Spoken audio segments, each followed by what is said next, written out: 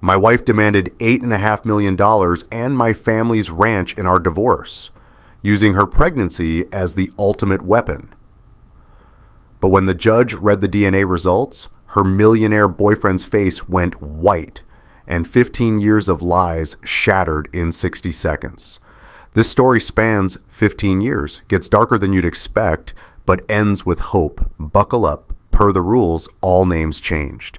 I'm Robert Blackwood, 43. My ex-wife Christina, 39. We were married 15 years, built Blackwood Ranch from nothing into a $15 million operation. Had everything, land, livestock, legacy, or so I thought. Turns out she was building something else entirely, with someone else. Christina was my college sweetheart. 15 years together, we turned 200 acres of scrubland into a working ranch empire. She was my partner, my lover, my best friend. She was my everything was. The life we built timeline. Met in 2008 at University of Montana. Married in 2010. I inherited 200 acres from my grandfather. Rocky, worthless land everyone said would never produce anything. Christina and I proved them wrong. By 2015, 1,200 acres. Premium cattle operation. Guest ranch for city folks wanting the authentic Western experience. By 2020, $15 million valuation, featured in Ranch and Rural Living magazine. We had Sunday morning rides together, anniversary trips to the same cabin every year, inside jokes nobody else understood.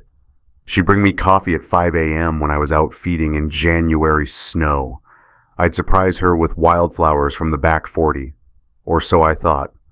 I'm the kind of guy who's up at 4:30 a.m. feeding livestock in January snow. Who learned welding on YouTube to save money on repairs? Who does handshake deals with neighbors because your word means something out here? I coached Little League back when we thought we'd have kids. Went to town hall meetings, helped neighbors during calving season. I believed in loyalty, hard work, keeping promises. I believed Christina did too. Turns out I'm a fucking idiot. The first cracks March 2022. That's when David Sterling came into our lives. Investment opportunity, ranch expansion funding. He drove up in a Mercedes SUV that cost more than most people's houses, wearing boots that had never seen mud.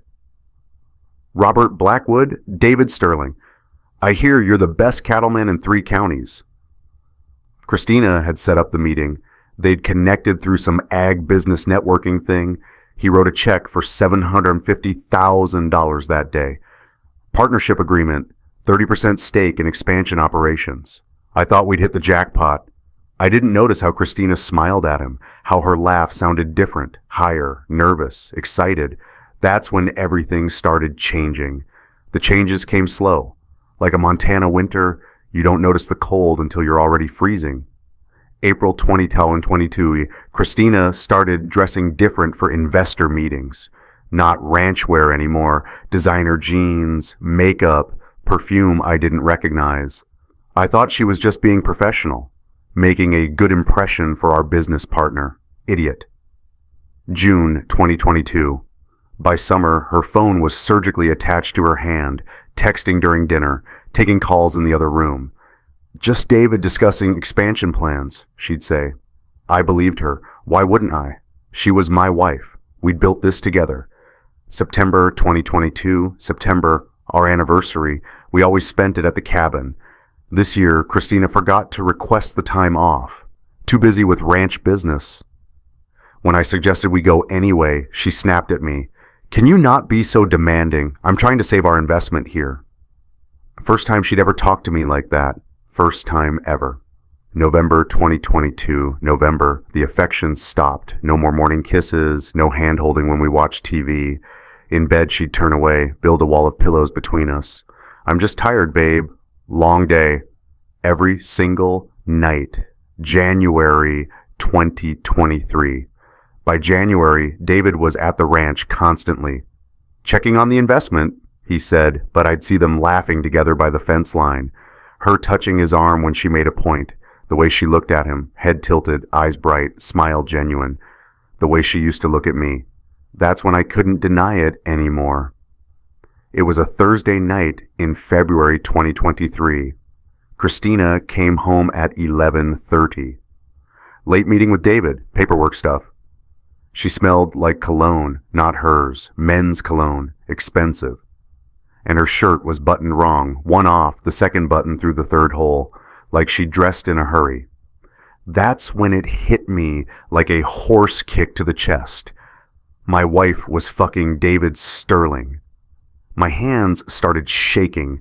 I went to the bathroom, locked the door, stared at myself in the mirror. 43 years old, built an empire, respected in my community, president of the Montana Cattlemen's Association for 2 years running, and completely blind to what was happening under my own roof. I splashed cold water on my face, looked at my wedding ring. 15 years, more than a third of my life. I gripped the sink edge until my knuckles went white. By morning, I knew what I had to do. That's when I decided to find out the truth. All of it. The investigation, I did what any betrayed husband would do. I Googled it at 3 a.m. while Christina slept beside me. How to catch a cheating wife. Signs of an affair. How to gather evidence for divorce. I went down a rabbit hole. Reddit threads on our surviving infidelity. YouTube videos about spy apps. Forums about GPS trackers and VARs. Voice-activated recorders. I learned about extracting phone data, social media forensics, how to document everything in ways that hold up in court. I felt like I was preparing for war, because I was. Step 1, social media investigation. I started with Facebook, scrolled back through Christina's posts from the past year, noticed something immediately, a name in the comments, a lot. David Sterling. Every single post about the ranch, David with a thumbs up and looking great. Photo of sunset, David commented, stunning view. Her workout selfie from our home gym, David wrote, looking strong, keep it up. Too many comments, too friendly, too familiar. I clicked on David's profile, recent photos from business dinners, one from October at a steakhouse downtown. Christina was in the background. Slightly out of focus, but definitely her. Same jacket she'd worn when she told me she was having dinner with her friend Sarah that night. I'd been at a cattle auction. She'd kissed me goodbye. Have fun with the girls, I'd said. I went back to that night in my phone calendar. October 12th. Checked our credit card statement, no restaurant charge, because David had paid. I kept digging. Group photo from a ranch investor event I couldn't attend, had to drive cattle to winter pasture. David's arm around Christina's waist, her leaning into him, his hand placement too low to be professional. Body language doesn't lie. Step 2, the block. I tried something, went to message David through Facebook Messenger about expansion plans. Hey David, got a minute to discuss the fence line project? Error message. You can't reply to this conversation. I'd been blocked. I checked Instagram. Blocked. LinkedIn. Blocked. Why the hell would my business partner block me on every platform unless he was hiding something, unless he was more than a business partner to my wife? Step 3, phone records. We're on a family phone plan through Verizon. Have been for 10 years. I'm the account holder. I pay the bills. I logged in, pulled up 6 months of detailed call and text records. Holy shit. Starting in April 2022, right after David's first visit, a number I didn't recognize. First month, 12 calls, mostly business hours, made sense. By August, 38 calls, many after 10 p.m., a few past midnight. By December, 156 calls and texts, 892 texts in December alone. I ran the number through a reverse lookup service. David Sterling, age 49, lives at 2816 Pinecrest Drive, 15 miles from our ranch. But call logs don't show content, just frequency, just timestamps showing they were talking while I was working, while I was sleeping, while I was in the next fucking room watching TV. I needed more. Step 4, the monitoring app my buddy Tom, divorced last year after his wife's affair, told me about phone monitoring software. It's legal if you're the account holder and it's a shared family plan, he said. Save my ass in court. I installed it on our iPad, which was linked to Christina's iCloud backup. Within 48 hours, the app had synced everything. Text messages, emails, photos, deleted items, everything. I opened it on February 18th at 2:14 a.m. Couldn't sleep. My gut was eating itself. New messages from 3 hours earlier. Christina, I can't wait until this is ours. No more sneaking around. David, soon, babe. Once you're free of him, we can really start living. Christina, he has no idea. Still thinks we're working things out. David, the prenup complicates things, but your lawyer thinks we can fight it. Christina, between the ranch value and what you've invested, we're talking $8 million minimum. We deserve it after putting up with his boring ass all these years. I dropped my phone. It clattered on the hardwood floor. Christina stirred in bed. Babe, you okay? I sat there in the dark of our bedroom, the bedroom in the house I'd built with my own hands, shaking, feeling like someone had reached into my chest and ripped out my heart while it was still beating. Yeah, just bathroom. I went to the bathroom, closed the door, sat on the floor with my back against the tub, cold tile, dark room, 3 a.m., and the woman I loved was planning to destroy me. The devastation. For 8 days I was a ghost. Couldn't eat. Everything tasted like cardboard, like ashes. Couldn't focus. I'd be checking fence lines and realize I'd been staring at the same post for 20 minutes, not seeing it. Lost 12 pounds in 8 days. I'd look at Christina making breakfast, humming, smiling, kissing my cheek as she set down my coffee, and see a complete stranger. This woman I'd given 15 years to, who was supposed to be my partner, my love, my best friend, who was planning to gut me financially and fuck off with my business partner while laughing about how stupid I was. Christina knew something was wrong, kept asking if I was okay. You seem distant. Is everything all right with the ranch? The fucking irony. The sheer fucking audacity to ask if I was okay while she was planning my destruction. I'd just mumble about stress, market prices, feed costs. She'd rub my shoulders, offer to help. We're in this together, babe. Always. I cried. In my truck after feeding the cattle. In the barn where no one could see. In the shower with the water running so she couldn't hear. I fucking cried like I hadn't since my grandfather died. Day 9. Something shifted. February 27th, Monday morning, 5:15 a.m. I was in the barn and it hit me. I wasn't sad anymore. I was fucking furious. Christina didn't just cheat. She was planning to destroy me. Talking about me like I was an obstacle, a paycheck, a boring inconvenience she had to tolerate on the way to her real life. He has no idea. That text kept replaying in my head. They thought I was stupid. They thought I was blind. They thought they could plot my destruction right under my nose, and I'd never figure it out. That's when I decided I wasn't just getting a divorce. I was going to destroy her world the same way she destroyed mine. I wanted scorched earth, and I knew exactly how to do it. The planning I spent 11 days researching. Not just divorce law, war strategy. I read Sun Tzu's The Art of War cover to cover. Appear weak when you're strong, and strong when you are weak. I found this quote on a Reddit thread that became my mantra. Don't tell them you're leaving. Don't tell them you know. Let them think they're winning while you build the case that destroys them. That's what I'd do. Here's what I knew I had going for me. Advantage number 1, I am the account holder.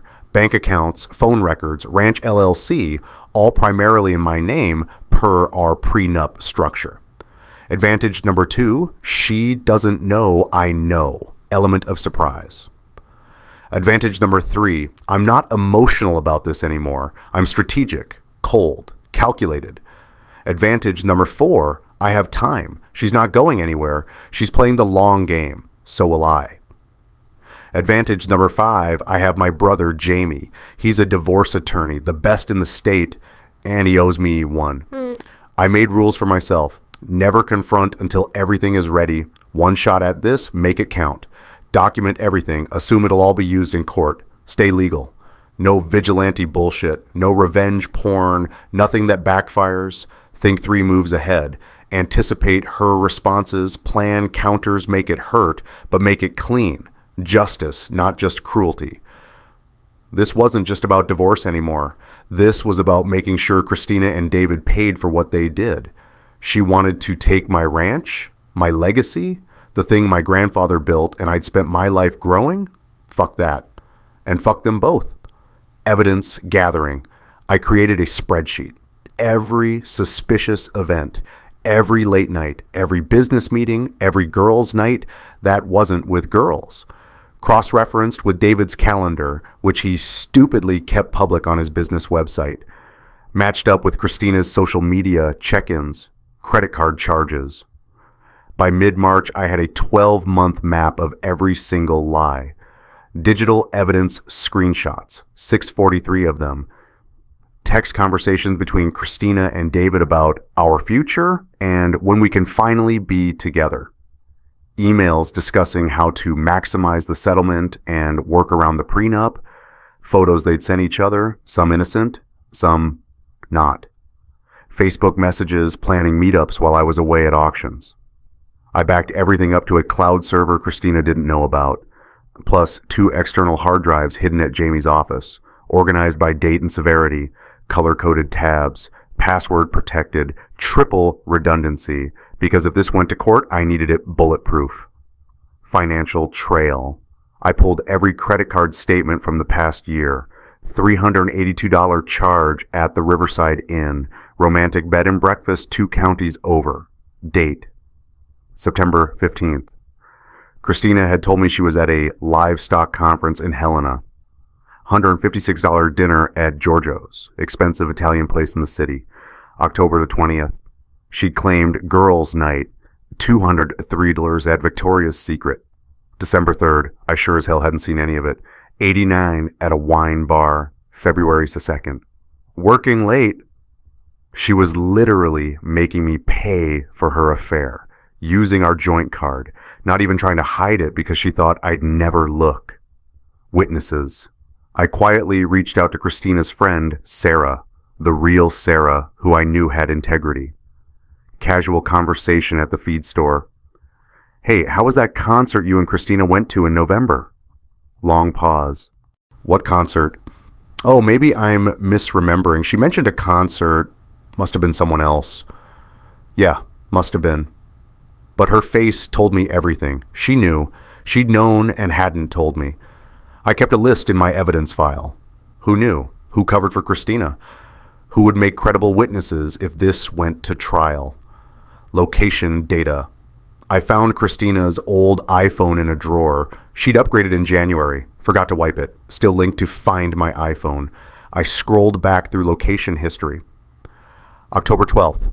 Christina said she was at a feed supplier meeting. Phone shows 2816 Pinecrest Drive, David's address, for 3 hours, from 6:30 p.m. to 9:42 p.m.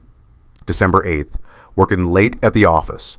Phone at the Riverside Inn, from 5 p.m. to 11:28 p.m. January 16th, grocery shopping at David's house, 2.5 hours, screenshots, all of it, time-stamped, GPS verified, undeniable. The binder, by mid-March, I had everything compiled into one devastating document, printed it all out, 312 pages. Tabs for each category, timeline, communications, financial evidence, photos, witnesses, location data, cover page in bold letters, evidence of marital infidelity, Christina M. Blackwood and David Sterling, date stamped, professionally organized, indexed, irrefutable. It looked like a federal prosecution case file, because that's exactly what it was. Investigating David Sterling. I needed to know who this man really was, the man my wife chose over me. Basic research revealed David Matthew Sterling, age 49. Never married, red flag, no kids, lives alone in a 3,200 square foot modern house he bought for cash in 2019. Drives a 2022 Mercedes GLS 580, $95,000. and a Porsche 911 Carrera, $180,000 base. Works independently as an agricultural investor, which I learned meant trust fund baby playing business with daddy's money. His social media was exactly what you'd expect.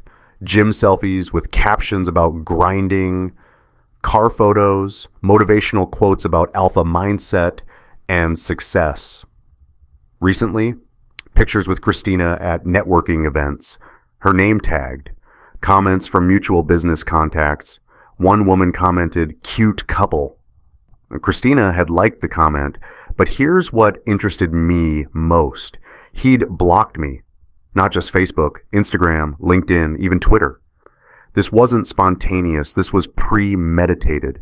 He knew he was fucking his business partner's wife, and he'd blocked me to avoid any accidental exposure. Calculated. Cold-blooded. Then I found his mother, Patricia Sterling, 72 years old, lives in Bozeman, devout Catholic, rosary beads in her profile photo, posts about family values and honoring thy commitments and the sanctity of marriage. Recent post from January. Disappointed in how young people treat marriage nowadays. No respect, no honor, just selfishness. Oh, Patricia, if you only knew. I screenshot her profile, her posts, her values. I had plans for Patricia. I also dug into Sterling Investment Holdings, David's company, found their operating agreement filed with the state. Section 7.3, Morality Clause. Partners engaging in conduct detrimental to business relationships or ethical violations may be subject to immediate partnership dissolution and financial penalties. Interesting. David had partnerships with 3 other ranchers in the county. All married men, all family operations like mine. They deserved to know what kind of man they were in business with. This wasn't just about Christina anymore. David Sterling was going down, too. Acting normal. From March through mid-May 2023, I became an actor. Daniel Day-Lewis had nothing on me.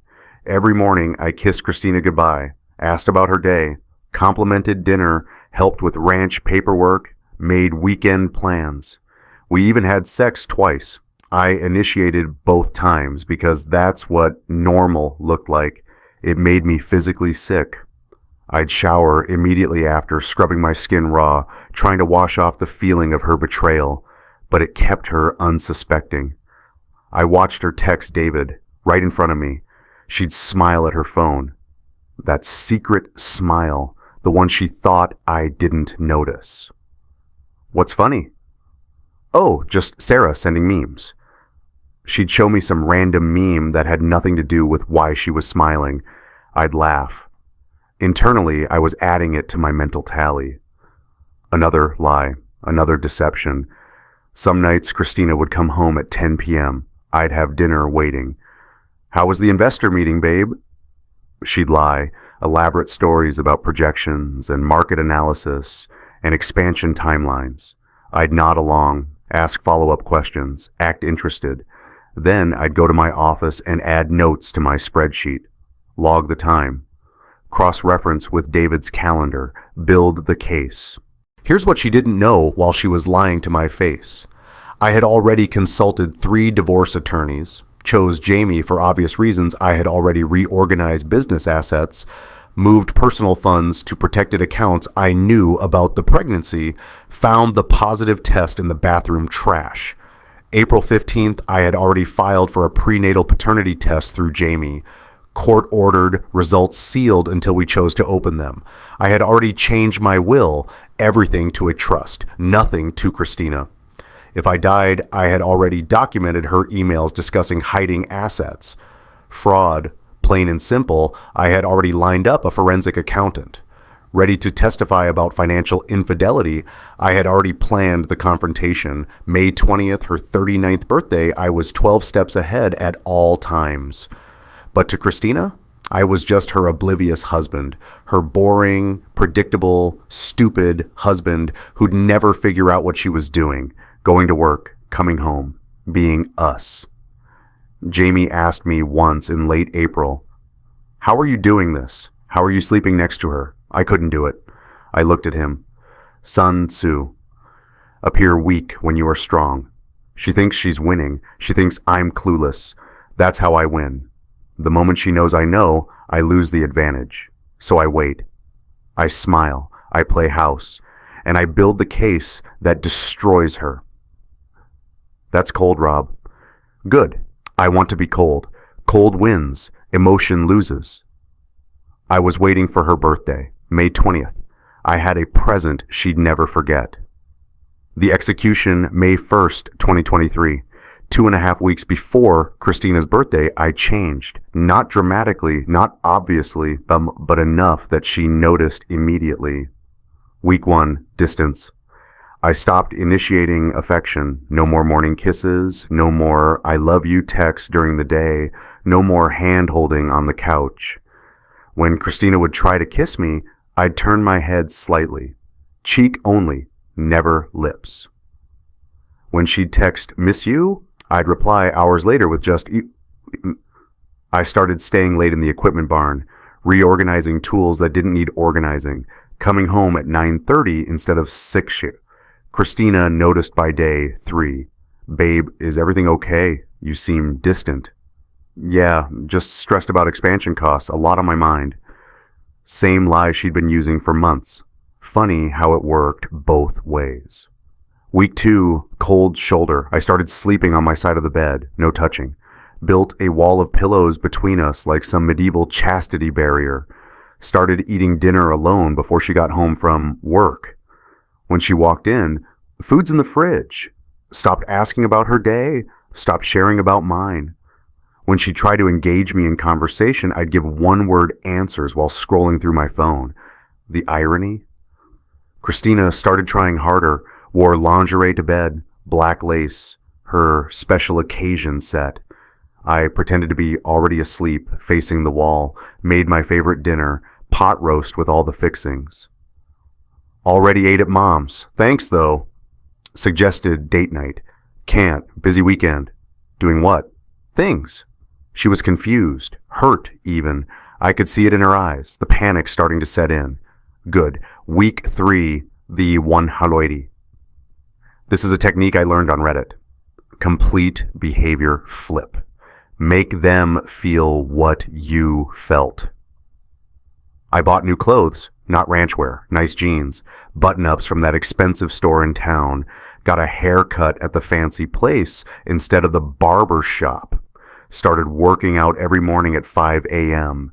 Started having plans without elaborating. Where are you going? Out. Out where? Just out. I'll be back later. I let my phone face down on the table during dinner. When it buzzed, I'd glance at it, smile, and ignore it. Let her wonder. Let her imagination run wild. Who's texting you? A friend. What friend? Why do you care? I'm your wife. I looked at her, really looked at her, let the silence stretch. Are you, though? Her face went white. What's that supposed to mean? Nothing. Forget it. I walked away. Let that seed plant. Let it grow. By May 18th, Christina was a wreck. Paranoid, suspicious, desperate for my attention, following me around the house like an anxious dog, started accusing me of cheating. The fucking projection of it all. Is there someone else, Robert? Is that what this is? I looked her dead in the eye. Would it matter if there was? Of course it would matter. You're my husband. Then maybe you should have thought about that 12 months ago. Her face drained of color. What are you talking about? Nothing. Never mind. I left, went to the barn, let her stew in her guilt and fear and confusion. May 20th, her 39th birthday, was 2 days away. That's when everything would come crashing down. And I was ready. May 19th, the setup day. Traditionally, we'd throw Christina a party. Friends, family, catered dinner at the ranch house, 30 or 40 people. Big celebration. This year, I told everyone we were postponing. Christina's not feeling well. Morning, sickness with the pregnancy, doctor wants her resting. We'll do something small, just the two of us. Everyone understood, sent well wishes. Tell Christina we're thinking of her. What Christina didn't know while she was basking in sympathy and attention, I had already filed for divorce, papers held by Jamie's office process server scheduled for May 20th, raid Otakal, AM sharp. I had already packed essentials, clothes, documents, photos, moved to Jamie's. I had already told my parents everything. They were shocked but supportive. I had scheduled movers for May 20th, 3 p.m. To pack her belongings, I had already retained forensic accountant Marcus Chen, ready to testify DNA results delivered to Jamie's office, sealed manila envelope, court stamp, irrefutable. I had changed all passwords on ranch business accounts. Effective May 19th at midnight, I had informed Carlos and ranch staff, report to me only, she has no authority. I had copied her house key and would change all locks at 6 p.m. May 20th. I had opened a new bank account she didn't know about, transferred my personal funds. Everything was ready. Every detail planned, every contingency covered. That evening, Christina tried to be festive about her birthday, made dinner, opened a bottle of wine. Tomorrow's my birthday. Can we please not fight? Can we just be us for one night? I went through the motions, ate the dinner, drank the wine, even watched a movie with her on the couch. At 11:30 p.m., she cuddled into me, put her head on my chest. I love you, babe. Thank you for putting up with my hormones lately. Pregnancy is making me crazy. I looked down at her, at the woman I'd loved for 15 years, the woman carrying another man's child, the woman planning to destroy my life for money. Uh-huh. I didn't say it back. She stiffened, pulled away slightly. Robert, I'm tired. Let's go to bed. You didn't say you love me back. I said I'm tired. Can we just go to bed? She looked hurt, confused, scared. Good. That night I didn't sleep. Couldn't even if I wanted to. I lay there in the dark, watching the clock on my nightstand, watching the numbers change. 11:52 p.m., 12:18 a.m., 1:33 a.m., 2:41 a.m., 3:56, and counting down the hours until justice, until Christina's world ended, until mine could finally begin rebuilding. May 20th, 2023, 7:00 a.m., the birthday. Christina woke up earlier than usual. She always did on her birthday, like a kid on Christmas morning. She rolled over, kissed my cheek. Morning, birthday girl, kisses. I didn't respond, just got out of bed, went downstairs. She followed a few minutes later. I heard her on the stairs, heard her humming, happy, excited, oblivious. She walked into the kitchen and screamed. I was sitting at the kitchen table, coffee in hand, calm, cold, waiting. The coffee maker was brewing. A small gift box sat on the counter, wrapped in black paper with a blood-red ribbon. But that's not what made her scream. The binder was on the kitchen table, 3-ring, black leather, massive, 312 pages of evidence, and a gift tag in my handwriting. To Christina from reality, happy 39th birthday. She stood frozen in the doorway, staring. Her face drained from pink to white in seconds. Robert, what is this? I took a sip of coffee, didn't answer, just gestured to the table. Robert, you're scaring me. What's going on? Sit down. I don't understand. Sit down. She flinched, walked slowly to the table, sat across from me, hands shaking. Open it. Babe, what is this? Why are you doing this? I leaned forward, looked her dead in the eye. Open the binder. Her hands trembled as she reached for it, untied the ribbon. It fell to the floor. She opened the cover. Page 1, timeline. April 2022, May 2023, every suspicious event, every business meeting, every girl's night, every late night, every lie, mapped out in chronological order with dates, times, and descriptions. She dropped it like it burned her hands. I can explain. Page 5. Robert, please. Page 5. She flipped with shaking hands. Page 5, screenshot, text conversation, her and David, March the 14th, 2023. Christina, he has no idea. Still thinks we're working things out. David, soon babe, once you're free of him, we can really start living. Christina, I can't wait to wake up next to you every morning, to not have to pretend anymore. She made a sound, half gasp, half sob. Oh, God, Robert, please listen. Page 12, she flipped, tears starting now. Page 12, credit card statement, the Riverside Inn, September 15th, 2022, $380 charge. Below it, claimed location, livestock conference in Helena. Actual location, romantic inn with David Sterling. See page 13 for photographic evidence. You said you were at a conference. I can explain that. Page 13. She flipped. Photographs, her and David, outside the Riverside Inn, his arm around her shoulders. Then another photo, kissing in the parking lot, date stamped, location tagged, time stamped, clear as day. Christina's legs gave out. She collapsed into the chair. Please, please, we can work through this.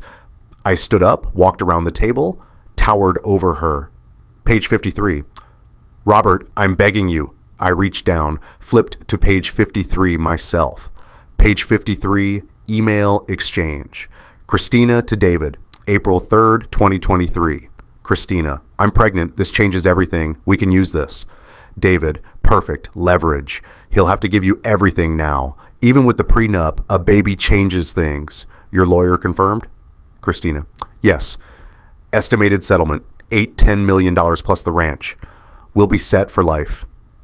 That's when she started sobbing, full body shaking, hands covering her face, snot and tears mixing together. Please, I'll end it. I'll do anything. I'll go to therapy. I'll never see him again. Please don't leave me. I let her cry for exactly 2 minutes. I timed it on my watch. Then I spoke. Voice dead calm. Page 82. What? I walked to the binder, flipped it to page 82 myself, slid it across the table to her. Page 82, medical records, prenatal paternity test, court-ordered case, Tugwa 1023 DR 3841. Result, David Matthew Sterling, 99.98% probability of paternity. Result, Robert James Blackwood, percent probability of paternity. Her face went from pale white to green. She looked like she might vomit. That baby you're carrying, it's not mine. How did you? I didn't authorize. Court-ordered paternity test. I filed in April. The judge agreed there was probable cause based on evidence of affair and suspicious timeline. You never had sex with me in February, but you were fucking David all month. The math doesn't lie. The DNA doesn't lie. She buried her face in her hands, destroyed. Oh God, oh God, oh God. Keep going. Page 186. She flipped with numb hands. Page 186, a divorce filing. Blackwood versus Blackwood. Case short 2023 DR 3841, filed May 15th, 2023. Status active. No. Robert, please. She stood up, reached for me. I'm sorry. I'm so sorry. I made a mistake. I'll end it right now. I'll do anything. Please don't leave me. Please. I stepped back, away from her reaching hands. Sit down. Robert, sit down. She collapsed back into the chair. I let the silence stretch. Let her panic. Let her beg with her eyes. Then I said, there's more. What? Barely a whisper. The doorbell's about to ring. What are you talking about? I checked my watch. 7:58 a.m., right on cue. Ding dong. Christina's head snapped toward the door, then back to me, terror in her eyes. Who is that? Process server. Happy birthday, Christina. You've been served. I walked to the door, opened it. Nice woman. Professional. About 55 years old in a business suit, clipboard in hand. Are you Christina Marie Blackwood? Christina tried to run. I'm not kidding. She literally tried to run upstairs. I blocked the stairs. The process server was completely unfazed. Ma'am, you're being served divorce papers. You can take them now or I can leave them here. Either way, legally you're served. I took the papers from her. Thank you. Have a good day, sir. She left. I handed the divorce papers to Christina. Happy birthday, sweetheart. She just stared at them, not moving, in shock. Then her phone rang. David.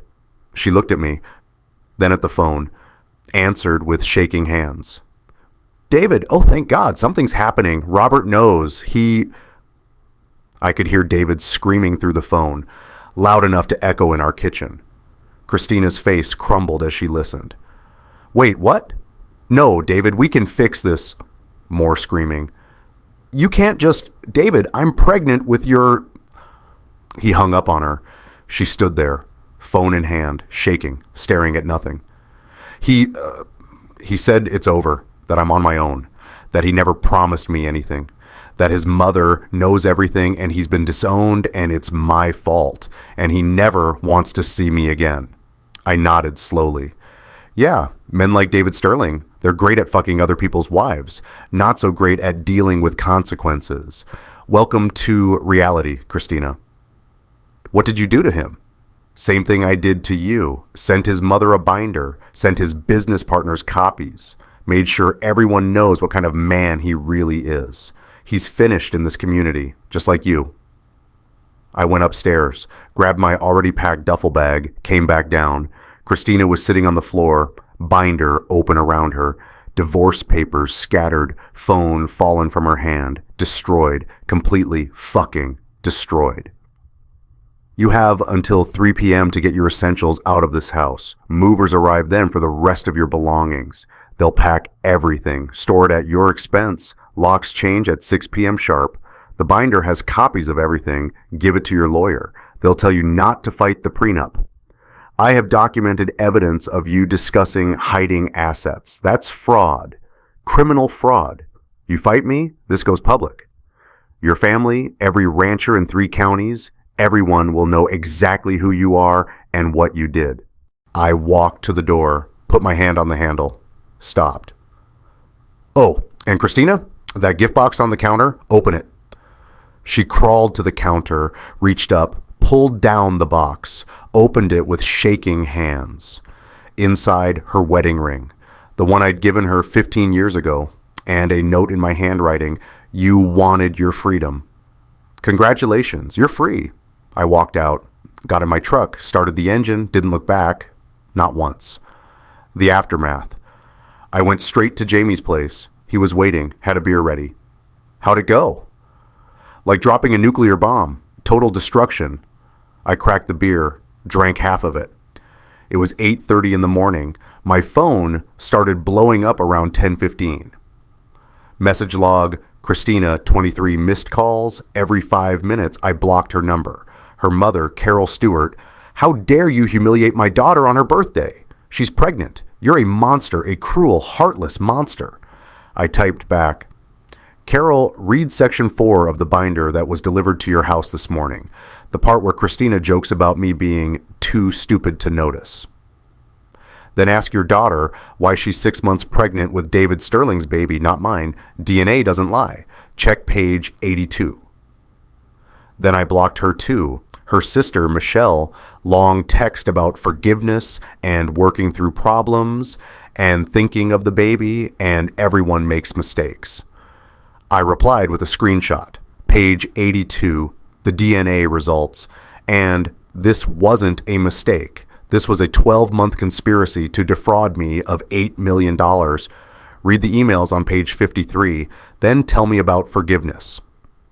She stopped texting. My mother, Susan Blackwood. Jamie told me what happened. The boys at the ranch called. Are you okay, honey? Finally, someone asked if I was okay. I will be, Mom, eventually.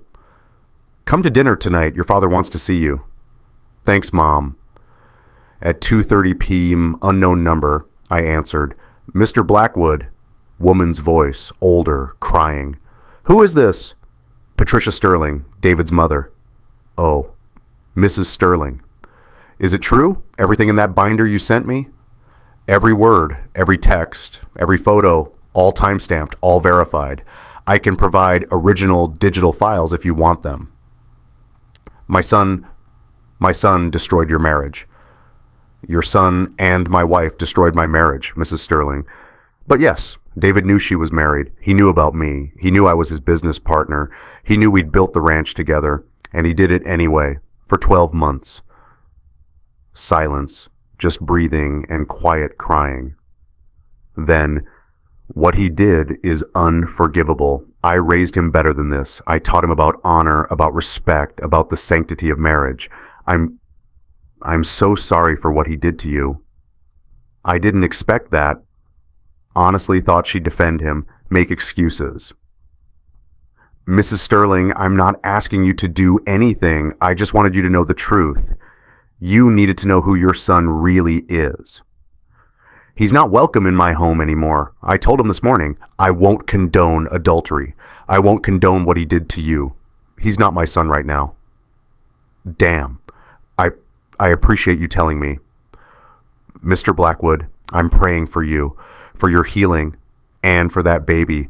No child deserves to come into the world like this. But that's not your burden. That's my son's, and I'll make sure he knows it.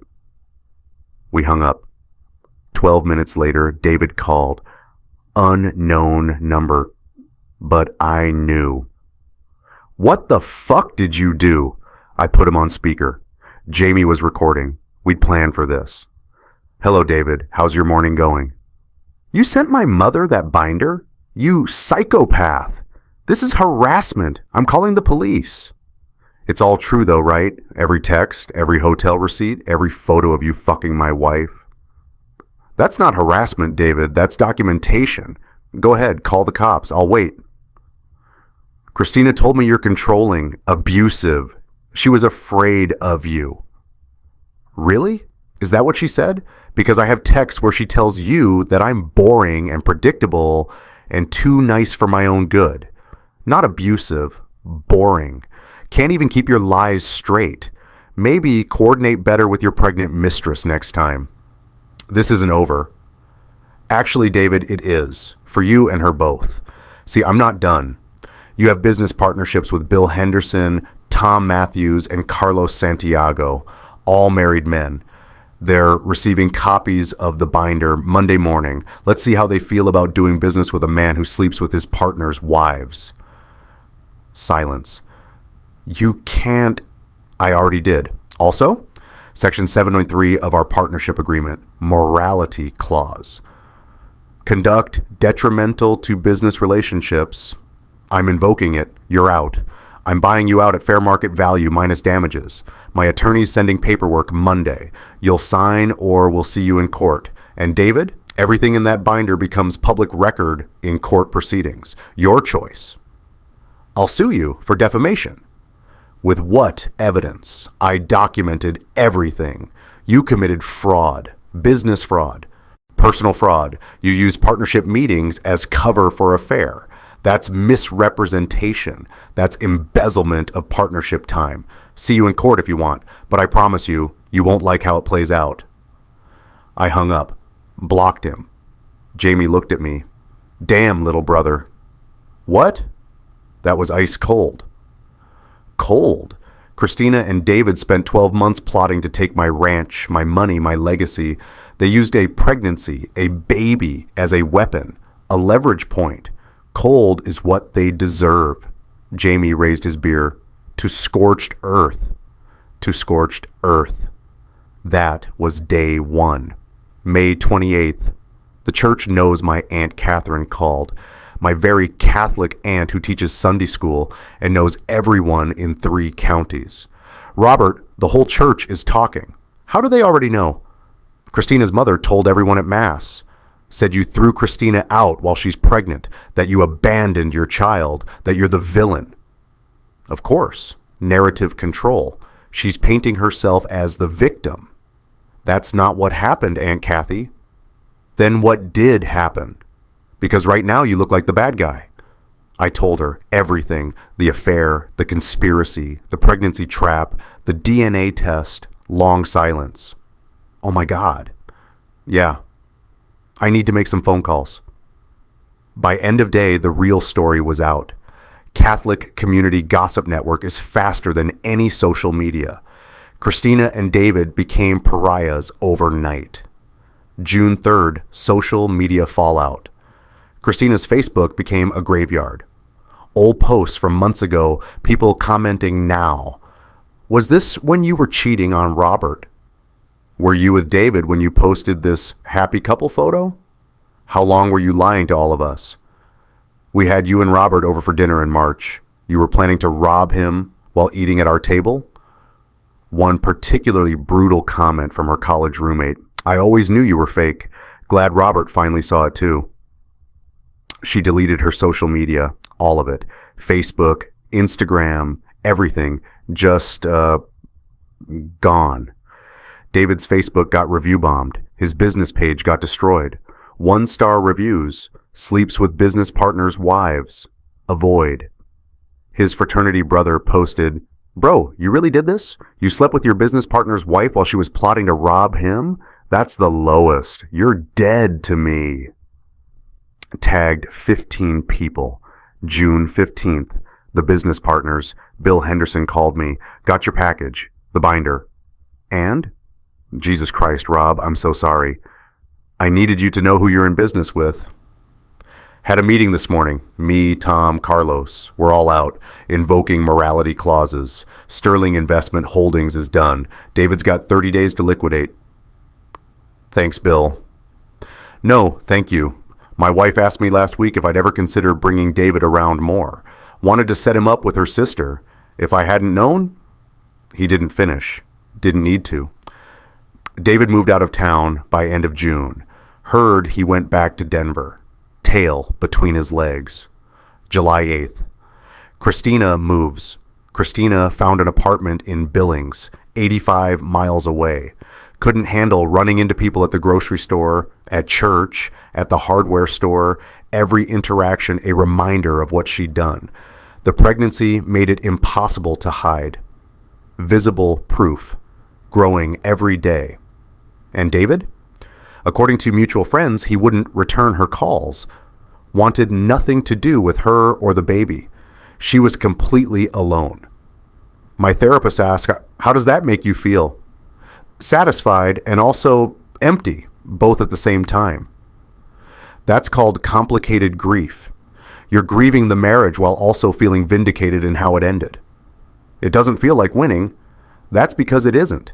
There are no winners in divorce, just different levels of losing. July through September, the legal battle. Christina hired Sandra Rollins, aggressive divorce attorney from Billings, expensive, desperate. She tried everything. Claim 1. Evidence was obtained illegally. Jamie's response in court: "Phone records are legal. My client is the account holder per Verizon Family Plan policy. Social media is public domain. Monitoring software was installed on a shared iPad owned by the plaintiff. Prenatal paternity test was court-ordered by Judge Morrison with probable cause. All evidence is admissible." Next. Claim 2. Client requests spousal support due to pregnancy and job loss. Jamie. Client committed adultery per prenup clause 7.2, forfeits all spousal support. Job loss was due to ethics violations at her employer, not due to divorce. Child paternity established as David Sterling per DNA evidence, Exhibit 82A. Not my client's child, not his financial responsibility. Claim denied. Claim 3. Client requests equitable distribution of marital assets, including Blackwood Ranch. Jamie. Ranch was inherited property prior to marriage per Exhibit 3B, remained separate property per prenuptial agreement section 4.1. Expansion funded partially by Mr. Blackwood's capital. Wife's documented intent to defraud per Exhibits 5361 invalidates all claims. Additionally, Exhibit F shows emails where Mrs. Blackwood discusses hiding money from asset disclosure. That's fraud under Montana law. Your Honor, we could press criminal charges. We're being generous by not doing so. Sandra looked defeated. She knew she had nothing. Claim 4. Client requests she be allowed to remain in marital home during proceedings. Jamie. Mrs. Blackwood committed adultery in the marital home per Exhibits 12-18, showing hotel stays do not cover all incidents. My client has a right to exclusive occupancy. She has 30 days to remove all personal property per court order, or it will be stored at her expense. August 15th, final hearing. The divorce was finalized, 4 months start to finish, quick by Montana standards. Final settlement. Robert retains 100% ownership of Blackwood Ranch, and all improvements. Robert retains all business assets and livestock. Robert retains all retirement accounts and investments. Christina receives 12,500 one-time payment for community property contributions, furniture, household items purchased during marriage. No spousal support, alimony, no child support, paternity established as David Sterling. Christina responsible for her own legal fees, $38,000. David Sterling's partnership bought out for $180,000, fair market value minus documented damages. Judge Morrison asked Christina if she had anything to say before signing the final order.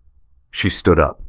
She'd lost 28 pounds since May, dark circles under her eyes, hair unwashed and pulled back, wearing a maternity dress that looked like she'd slept in it.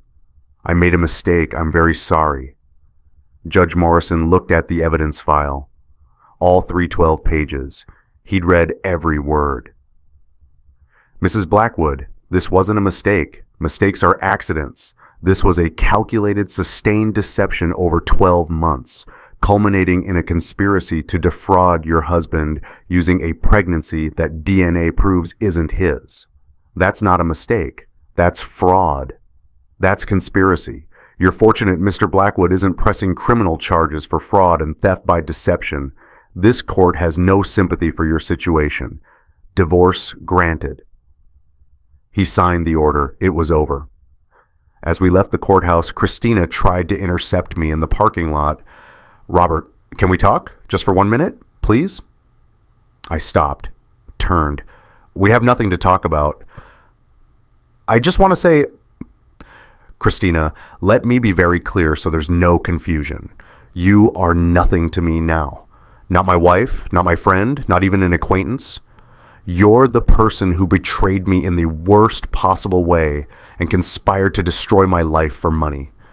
That's your identity now. That's your legacy. I don't hate you. I don't feel anything for you at all.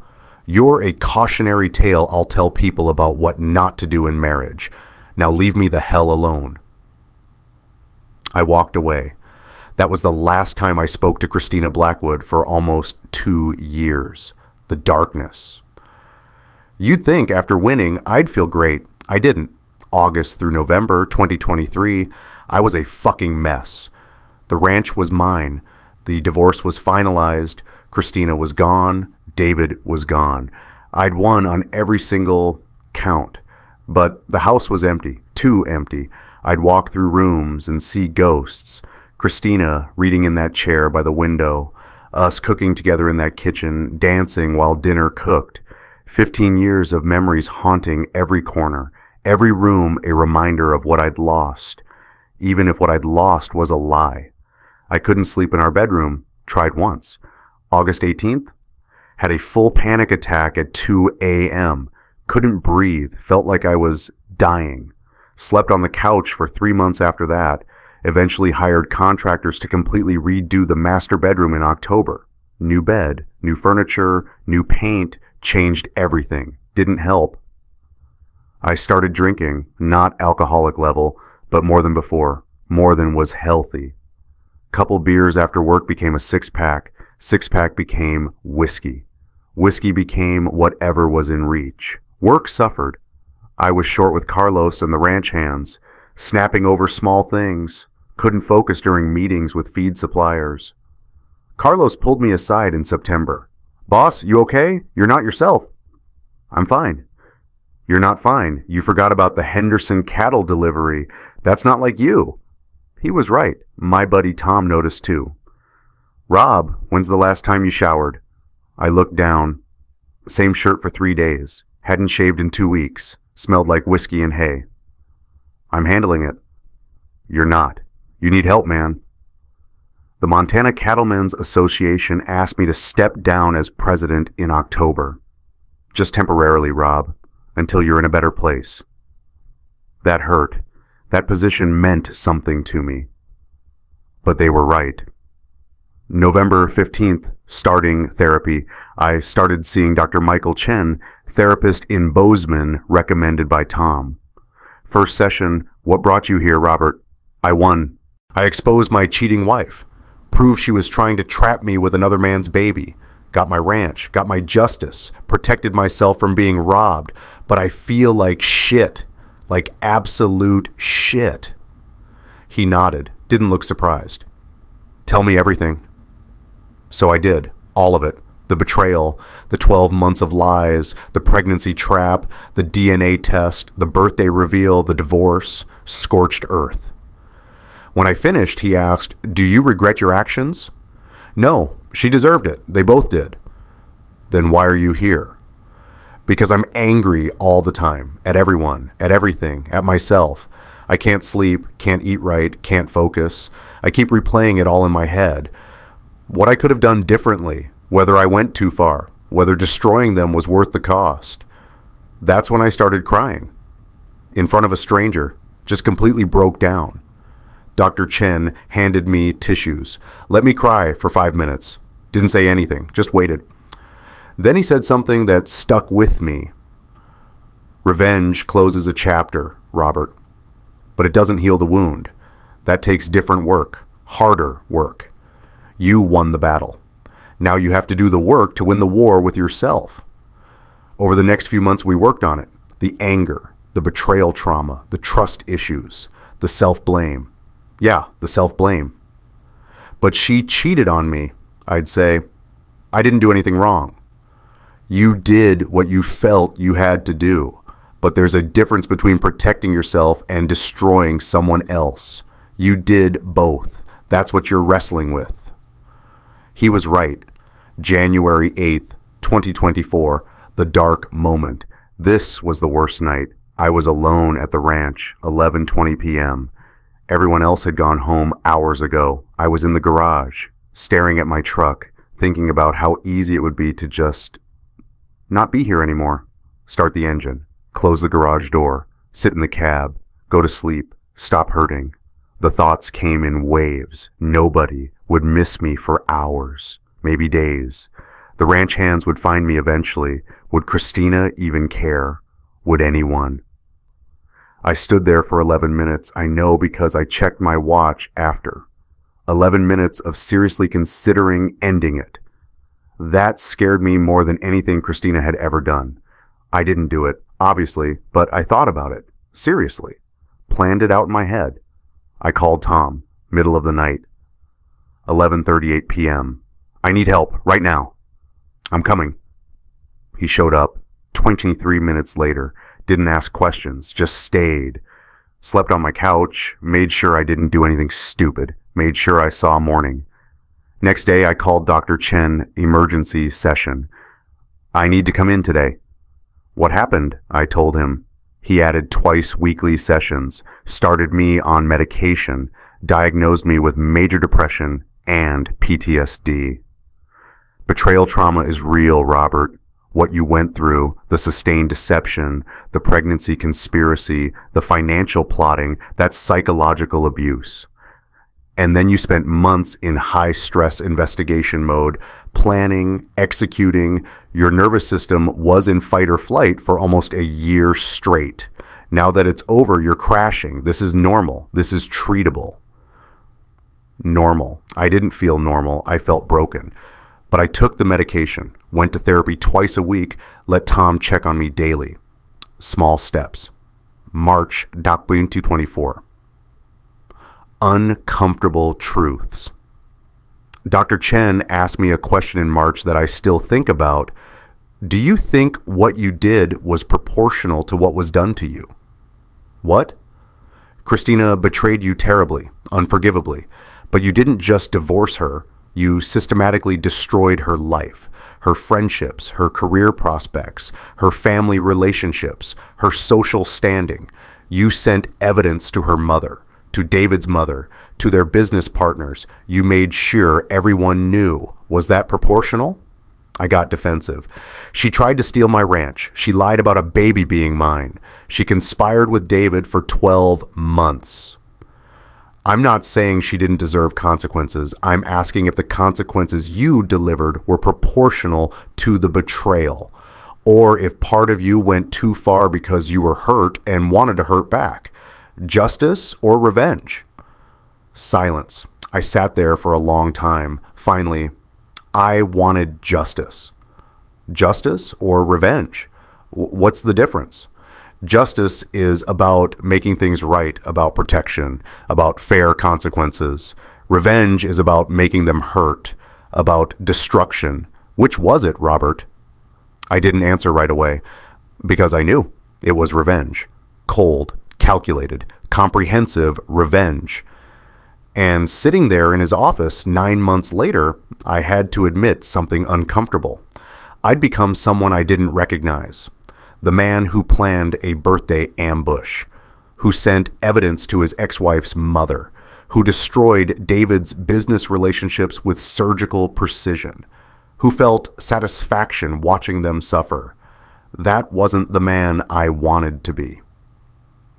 I don't regret protecting myself, I finally said, or divorcing her, or even exposing the affair to necessary people. But I think I took it too far. I was so focused on winning, on destroying them, that I didn't think about what it would cost me, what kind of person I'd become. Dr. Chen nodded. That's growth, Robert.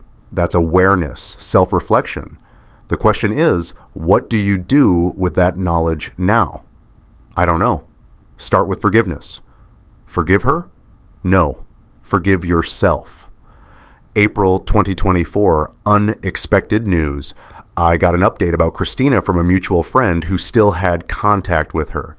Sarah Chen, the real Sarah, Christina's old friend who I'd talked to during investigation, she called me. I know you asked me not to give updates, but I think you should know. Christina had the baby, a boy. She named him Nathan David Sterling. David hasn't met him. Refuses to. She's working at a diner in Billings, living in a studio apartment, working full-time with an infant. Her family barely speaks to her. She's really struggling. Part of me felt vindication. This is what she deserves. But another part felt heavy, empty. She made her choices, I said. She did, but that baby didn't. I'm not asking you to do anything. I don't know. I guess I'm just sad about the whole thing. Sad. Yeah, that's the word. Not satisfying, not victorious, just fucking sad. I told Dr. Chen about it in my next session. How does it make you feel knowing she's suffering? I don't know. Part of me thinks good, she deserves it. Part of me just feels empty, like it doesn't change anything for me whether she's suffering or thriving. And part of me feels guilty for feeling empty, because she did deserve consequences. Complexity is okay, Robert. You can acknowledge she deserved consequences while also recognizing that watching someone suffer doesn't actually make you feel better. Those two things can coexist. That's emotional maturity. I asked Sarah not to give me updates anymore. I don't need to know. Christina's not my problem. She made her bed. Now she has to lie in it. That's healthy boundary setting. But it didn't feel healthy. It felt like closing a door on someone drowning, even if they jumped into the water themselves, even if they tried to pull me in with them. Redemption, June 15th, 2024. Meeting someone new 14 months post-divorce. I wasn't looking to date, wasn't ready. Didn't think I'd ever trust someone again, but life doesn't care about your plans. I was at Western Feed and Supply loading 50-pound bags of grain into my truck. Hot day, early summer. Sweating through my shirt by bag 3. A woman was struggling with her own load 2 spaces over. Clearly new to ranch life. Drove a white Suburban. Boots so clean they practically sparkled. Need a hand? She jumped. Oh no, I've got it. Just trying to figure out the best way to... Her bag ripped. Grain exploded everywhere. Shit. Sorry, damn it. I couldn't help it. I laughed. First genuine laugh in months. Here. I grabbed a fresh bag from her cart. Where are you loading? The white Suburban. Thank you so much. I'm Sarah Mitchell. Just moved here from Spokane. Bought the old Morrison property east of town. Attempting to start a small horse rescue. Heavy emphasis on attempting. Robert Blackwood, ranch about 8 miles north of you. Recognition flashed across her face. Robert Blackwood, I heard about what happened with your wife. I'm sorry, that's probably weird to bring up. Great. My reputation precedes me. It's fine. Small town. Everyone knows everyone's business. For what it's worth, I've been through something similar. Not exactly the same, but betrayal is betrayal. My ex-husband cheated with my sister, so I get it. The whole rebuilding your life from scratch thing. Jesus, your sister. Yep.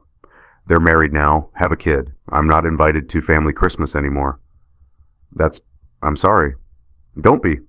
I got a fresh start. New state, new life. No more fake people. I call it an upgrade. We got to talking while loading her supplies. She asked about ranching basics. I gave advice. Somehow we ended up at the coffee shop downtown. 2 hours later, we were still talking. You're the first person who hasn't looked at me with pity, I said. Everyone else treats me like I'm broken. Are you? Probably. Me too. Maybe we can be broken together? I smiled. That's probably the worst foundation for a relationship. Good thing I wasn't asking for a relationship, just coffee with someone who understands. We exchanged numbers. If you need ranch advice or horse questions, call me. Over the next month, those advice calls became regular, then coffee meetups, then dinner. After the 6th coincidence of running into each other, I said, Sarah, is this dating? Because I'm bad at this and genuinely can't tell. She laughed, real laugh, full and genuine. I think it might be. Is that okay? Yeah, I think it is. But fair warning, I'm broken, still in therapy, trust issues, the whole package. Same, maybe we can figure it out together. No pressure, no expectations. Just two damaged people having coffee and seeing what happens. That works for me. July through October, building something new. We took it slow, really, really slow. First month was just coffee and ranch talk, comparing therapy notes, venting about our exes. So your therapist also says you can't control other people, only your reactions? Every single session, like clockwork. Mine too. It's like they all went to the same annoying school. After 6 weeks, we kissed. At her place after dinner, at her kitchen table. Awkward. Both rusty. Neither of us had kissed someone new in years. We laughed about it. That was terrible, she said. Awful. Want to try again? Yeah. Second try was better. By September, we were officially together. My therapist asked, how does this feel different from your marriage? Honest, we're both fucked up and not pretending otherwise. No games, no secrets. Just two people trying to figure it out while being open about our damage. That's healthy. Is it? Or is it just two broken people clinging to each other? Maybe both, but at least you're aware of it. That's more than most people. November, we had our first real fight. About trust. Sarah went to Spokane for a weekend, mentioned she was visiting friends, didn't specify who. I saw photos on her Facebook. She was with a guy I didn't recognize, laughing, close. His arm around her shoulders in one photo, immediate panic spiral. When she got back, how was Spokane? Good, great to see people. Who'd you see? Bunch of people. Why? Just curious. But I wasn't curious, I was panicking, saw the photos, making assumptions. Finally, who's the guy in the photos? She looked confused. What guy? Oh, you mean Mike. He's my old roommate from college. Your roommate had his arm around you. She stared at me. Robert, Mike is gay, like very gay. He's engaged to his boyfriend Tyler. They're getting married in March. I didn't mention it because it didn't occur to me that you'd think, oh my God, you thought I was cheating. Fuck. I saw the photos and you assumed because of what Christina did. I'm sorry, that's my baggage, not yours. I should have asked instead of... No, I get it. But Robert, you have to trust me. or this won't work. I'm not Christina. I'm not going to lie to you. But you can't monitor my Facebook and interrogate me about every male friend I have. She was right. I had a choice. Be controlled by my past or build a new future. I chose the future. You're right. I'm sorry. I'll work on it. We'll both work on it. That's what relationships are. By December, 13 months after serving Christina divorce papers, I was actually happy. Not because Sarah fixed me. She didn't. I fixed myself. With therapy, medication, work, time, she was just a bonus, a really, really good bonus. Christmas 2024, we spent it at the ranch, just us. Her horse rescue was thriving. My cattle operation was back on track. Small traditions, new memories. This is nice, Sarah said. This feels right. Yeah, it did. February 2025, facing the past. I took Sarah to Giorgio's, the Italian place in the city, the one Christina had gone to with David, the one I'd found on the credit card statement 2 years ago. Are you sure about this? Sarah asked. Oh, that place has history. I need to make new memories here, replace the old ones, reclaim it. We had dinner, great food, good wine, laughed, held hands across the table, didn't think about Christina or David once. As we left, our server stopped me. Middle-aged guy. Recognized me. Excuse me, I remember you. You used to come here with someone else. Years ago. Oh fuck, here we go. Yeah, we're divorced now. He looked at Sarah, smiled. I'm glad. You seem happier now, you both do. You deserve that. That was unexpected, kind. Thank you. I tipped him 35%. April 2025. The phone call, April 3rd, afternoon. I was fixing fence line when my phone rang. Unknown number, almost didn't answer. Hello? Robert, it's Christina. My stomach dropped. 2 years of silence. And now this. What do you want, Christina? I wanted to tell you something. I had the baby. Well, obviously I had the baby. He's almost a year old now. His name is Nathan. Nathan David Sterling. Okay, congratulations. David hasn't met him. Refuses to even acknowledge him. I'm raising him alone. That's not my problem. I know that. I'm not asking for anything. I wanted you to know I'm doing better. I'm in therapy. I have a steady job. I'm trying to be a good mom, and I wanted to say I'm sorry. Really, truly sorry for everything. Silence. I didn't know what to say. I know that doesn't fix anything, she continued. I know you'll probably never forgive me, but I needed you to hear it from me. What I did was unforgivable. The affair, the conspiracy, using the pregnancy as a weapon. I was a terrible person, and I live with that every single day. I see Nathan, and I'm reminded of what I destroyed, who I hurt. I looked out at the ranch, the land, the life I'd rebuilt. Sarah was at her place, probably working with the horses. Christina, I appreciate you calling. I hope you're doing better. I hope Nathan is healthy, but I can't give you absolution. That's not my job. And honestly, I've moved on. I'm with someone new, someone honest, someone who would never do what you did. I know, I saw on Facebook before I deleted it. She seems nice. She is. I'm glad you're happy, Robert. You deserve to be happy. I'm sorry I couldn't be the person who made you happy. I'm sorry I was so selfish and stupid and cruel. Thank you for saying that, but Christina, we're not friends. We're never going to be friends. I don't hate you anymore. I don't feel much of anything toward you at all, but I'm done. This is closure, okay? Don't call again. Okay, I understand. Take care, Robert. You too. I hung up, stood there for a minute, processing. Then I called Sarah. Hey, you okay? She asked. Yeah, Christina called. Oh, shit. What did she want? To apologize, to tell me she's doing better. How do you feel?